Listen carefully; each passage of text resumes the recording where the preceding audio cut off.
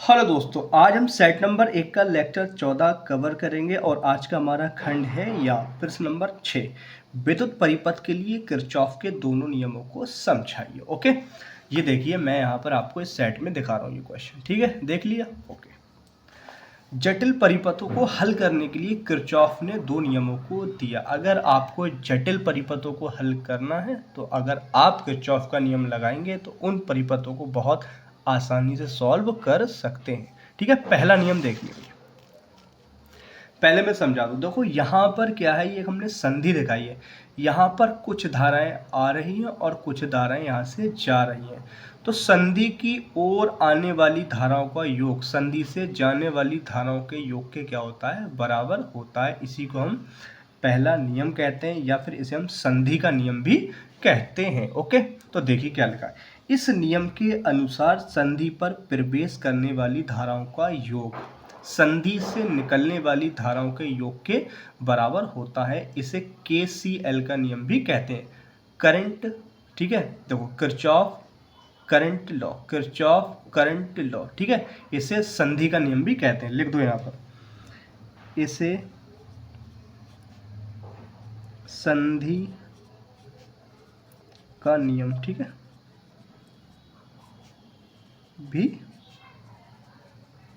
कहते हैं। लिख लेना। ओके, तो यहाँ पर हम क्या करेंगे, हमने आपको दिखाया है कि यहाँ पर देखो पहले कौन कौन सी धाराएं आ रही हैं।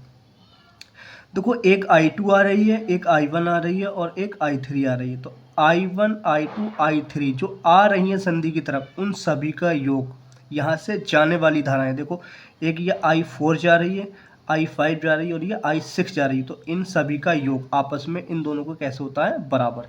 तो संधि की ओर आने वाली धाराओं का योग संधि से जाने वाली धाराओं के योग के बराबर होता है। यही है किरचॉफ का पहला नियम। तो आई होप ये पहला नियम आपको समझ आया होगा। अब देखते हैं इसका दूसरा नियम। ठीक है, ओके, देखिए चलो पहले मैं इसको समझा दूं, उसके बाद परिभाषा में आप आसानी से देख के समझ सकते हैं। देखो ये एक मैंने खंड दिखाया जिसको हम कहते हैं पाश। ये अपना है एक बंद पाश, बंद पाश। ओके, चारों तरफ से ये क्या है, ये बंद है। तो जब हम बंद पास को अगर हम हल करना चाहते हैं तो हमें क्या करना पड़ेगा, इस संधि में इस पास के अंदर हमें देखना पड़ेगा कि धारा कितनी है। धारा इसके अंदर कितनी बह रही है, I धारा बह रही है। ओके, और इसका प्रतिरोध, धारा I और प्रतिरोध का गुणनफल, धारा I और प्रतिरोध का जो गुणनफल है वो इस बंद पास में, इस बंद पास में जो विद्युत वाहक बल है उसके योग के क्या होता है, बराबर होता है।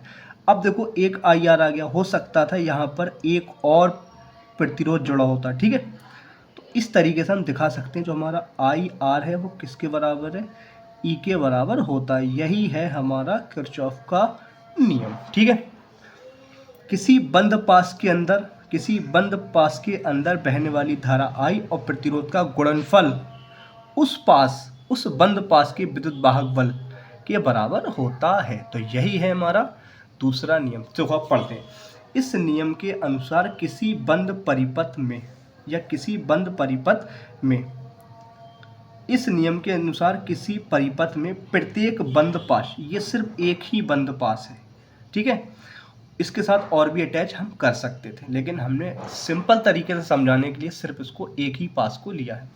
बंद पास या लूप, इसे हम लूप भी कहते हैं, के विभिन्न खंडों में बहने वाली धाराओं, बहने वाली धाराओं, यहाँ पर एक ही धारा है लेकिन बहुत सारी धाराएं हो सकती थी। अगर हम दूसरा ले लेते तो दूसरा उसमें और धारा बहती।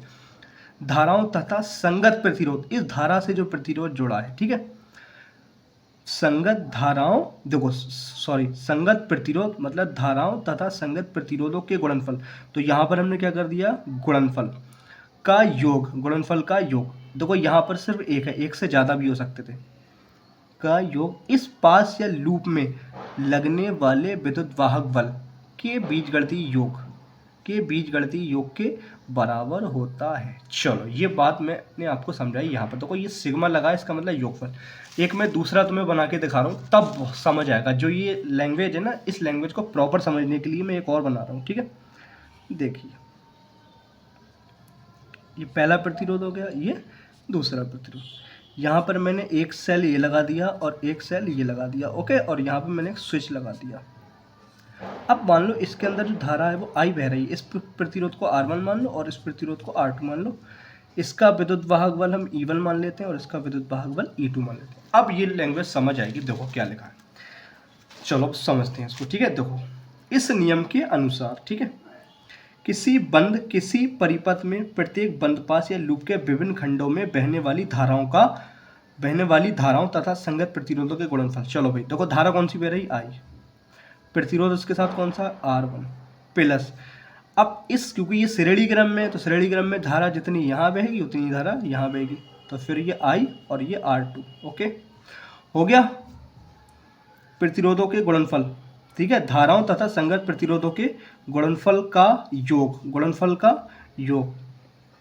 ठीक है, इस पास या लूप में लगने वाले विद्युत वाहक बल का बीजगणितीय योग। एक विद्युत वाहक बल कौन सा है, ये E1 है, ठीक है, तो यहाँ लिख दोगे E1 और यहाँ पर कौन सा है, ये E2 के योग के क्या होता है, बराबर होता है। यही है हमारा किरचॉफ का सेकंड नियम, जिसको हम